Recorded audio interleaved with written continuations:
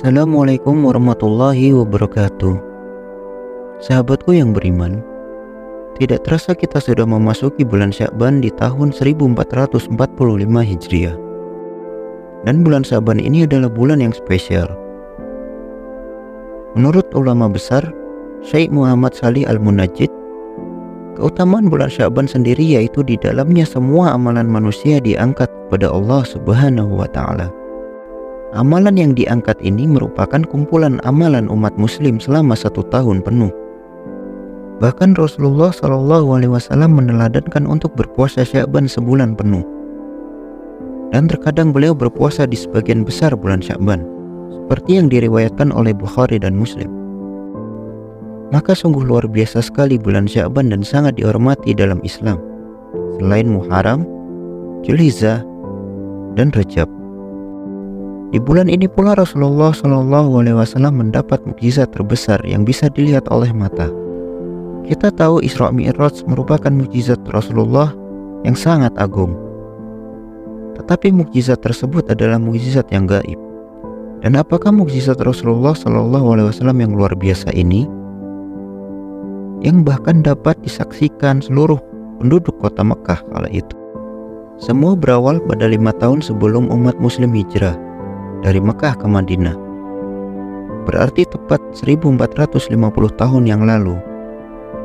Ketika itu Nabi Muhammad SAW sedang melakukan tawaf dan bertepatan di malam bulan purnama.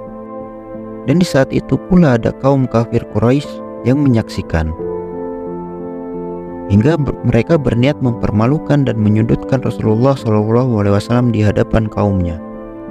Mereka pun memanggil Nabi SAW. Hai Muhammad, perlu kita ketahui di sini, kaum musyrik tidak berniat untuk masuk Islam.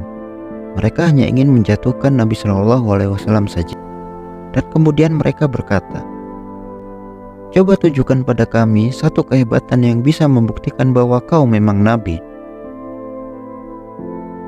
Dan kemudian Rasulullah SAW bertanya kepada mereka, apa yang kalian inginkan? Mereka pun menjawab, coba belahlah bulan menjadi 2 bagian. Separuh letakkan di bukit Abu Qubais dan separuh lagi letakkan di bukit Ashwaidah. Kita perlu ketahui bahwa 2 bukit inilah yang ada di Mekah. Rasulullah adalah seorang yang sangat ingin agar kaumnya mendapat hidayah dan bertauhid hanya kepada Allah Sang Pencipta.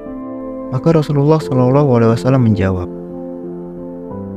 jika nanti bulan terbelah seperti yang kalian inginkan, apakah kalian akan masuk Islam? Mereka menjawab, ya, tentu saja. Dan perlu kita pahami juga bahwa orang-orang musyrik ini sangat yakin bahwa Nabi SAW tidak bisa melakukannya. Maka mereka hanya mengiyakan apapun yang Nabi SAW katakan. Namun ketika Rasulullah SAW mendengar jawaban tersebut, ia lantas berdoa kepada Allah Subhanahu wa Ta'ala dan memohon untuk mengabulkan permintaan mereka. Rasulullah kemudian menunjuk bulan dan menggarisnya dengan jari telunjuk beliau. Dan Rasulullah SAW bersabda, saksikanlah. Dalam riwayat Bukhari bahwa Anas bin Malik radhiyallahu an berkata, Rasulullah SAW memperlihatkan kepada mereka bulan terbelah sampai mereka lihat Hira berada di antara keduanya. Dan dalam riwayat Bukhari yang lain diceritakan bulan terbelah 2, satu belahan di atas gunung dan sebelah lainnya di sisi yang berbeda. Dan ketika bulan benar-benar terbelah kala itu, orang-orang musyrik hanya bisa memandangi peristiwa itu dengan heran dan tidak percaya dengan apa yang mereka lihat. Pandangan mereka silih berganti melihat bagian bulan yang terbelah dari sisi satu ke sisi lainnya, hingga akhirnya bulan tersebut lenyap. Bukannya beriman, orang-orang kafir Quraisy malah menuduh Rasulullah melakukan sihir. Mereka berkata, demi Allah, kalian telah disihir oleh Muhammad. Sebagian lainnya berkata, jika Muhammad melakukan sihir, tentu tidak akan terjadi di seluruh dunia. Coba kita tanya pada orang yang datang ke sini dari tempat yang jauh. Jauh di sini diartikan tempat lain di luar Mekah. karena seluruh Mekah saat itu telah menyaksikannya.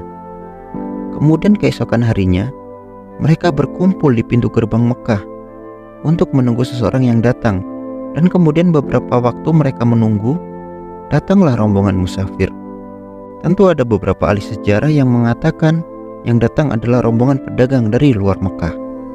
Kemudian orang-orang musyrik ini pun bertanya, hingga singkatnya mereka pun melihat bahwa bulan telah terbelah menjadi dua bagian di malam itu. Bukannya mereka mengakui kebenaran dan keagungan dari Allah Subhanahu wa Ta'ala, mereka tetap mendustakan Nabi Muhammad SAW. Hingga Allah berfirman dalam surat Al-Qamar ayat 1-3 yang berbunyi, saat hari kiamat semakin dekat, bulan pun terbelah. Dan jika mereka orang-orang musyrikin melihat suatu tanda mukjizat, mereka berpaling dan berkata, ini adalah sihir yang terus-menerus. Dan mereka mendustakan Muhammad dan mengikuti keinginannya. Padahal setiap urusan telah ada ketetapannya.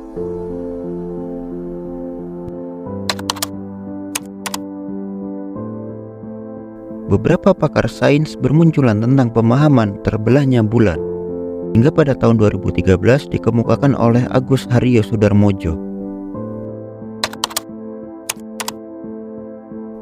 Secara geosains, memang telah terbukti dahulu kala bulan pernah terbelah akibat benturan asteroid. Data perbatuan bulan menyajikan informasi adanya jalur batuan metamorf yang menembus bulan. Jalur itu berawal dari permukaan hingga ke inti dan menembus ke permukaan bulan di sisi yang berseberangan. Hal ini dapat dijelaskan apabila bulan pernah terbelah dan menyatu kembali. Kita dapat merujuk suatu kenyataan bahwa Neil Armstrong dan Edwin Aldrin meninggalkan bulan dengan membawa batuan bulan sebanyak 21 kg untuk penelitian. Dan itulah yang dimaksud dengan penelitian terbelahnya bulan. Dan inilah yang membuat sang ilmuwan NASA itu memeluk Islam dan mengganti namanya menjadi khalifah. Suatu saat bulan akan terbelah apabila mendekati hari kiamat.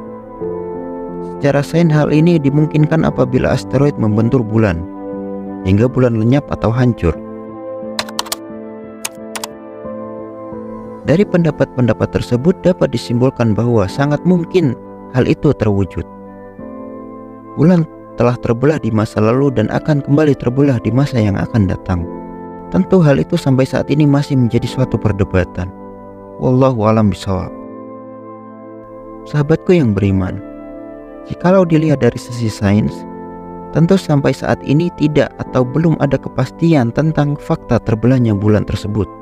Namun sebagai seorang muslim, kita semua tahu bahwa tidak ada sedikit pun keraguan tentang semua kandungan dalam Al-Quran. Sesungguhnya kisah ini mengajarkan kita bahwa kekuasaan Allah itu mutlak. Ialah pencipta seluruh alam semesta, dan ialah yang telah mengatur siang dan malam, mengatur hidup dan mati semua makhluk, dan bahwa ialah yang mengutus sebaik-baik manusia dalam diri Nabi Muhammad SAW sebagai teladan untuk kita semua.